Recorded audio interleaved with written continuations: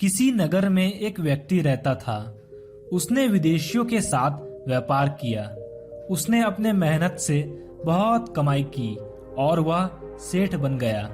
उसका महल एक हवेली बन गया। समृद्ध और बड़े परिवार के बीच उसका जीवन बड़े आनंद से बीतने लगा। एक दिन किसी दूसरे नगर से उसका एक संबंधी आया। बातचीत के दौरान उसने बताया कि उसके यहाँ का सबसे बड़ा सेठ गुजर गया और उसकी लाखों की धन संपत्ति पड़ी रह गई। बात एकदम सहज भाव से कही गई थी, लेकिन वह आदमी उस सेठ की मौत की खबर को अपने मन में रखकर चिंता करने लगा। वह आदमी सोचने लगा कि उस सेठ की तरह एक दिन वह भी मर जाएगा और उसी क्षण से उसे बार बार मौत का डर सताने लगा। चिंता के कारण उसका शरीर सूखने लगा। उसे किसी चीज की कमी नहीं थी, पर उसके अंदर का दुख इतना बढ़ गया था कि इसे शब्दों में बयान नहीं किया जा सकता। धीरे धीरे वह बिस्तर पर ही पड़ा रहने लगा। उसका बहुत इलाज कराया गया, लेकिन उसकी बीमारी कम होने की बजाय बढ़ता ही गया। एक दिन एक साधु उसके घर पर आया।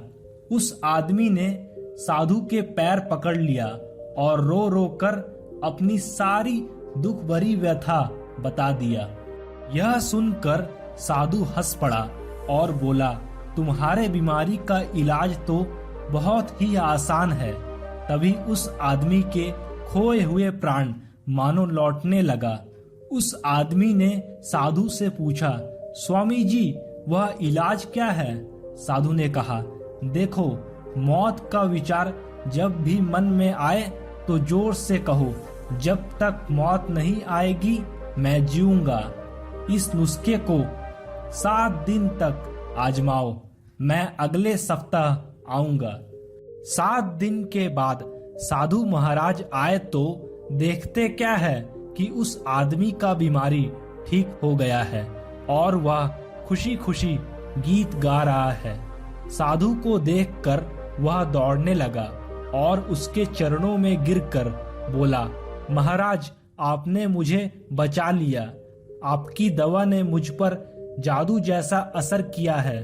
उस आदमी ने समझ लिया कि जिस दिन मौत आएगी उसी दिन मरूंगा, उससे पहले नहीं।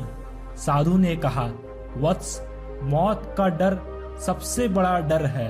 वह जितनों को मारता है, मौत उतनों को नहीं मारती।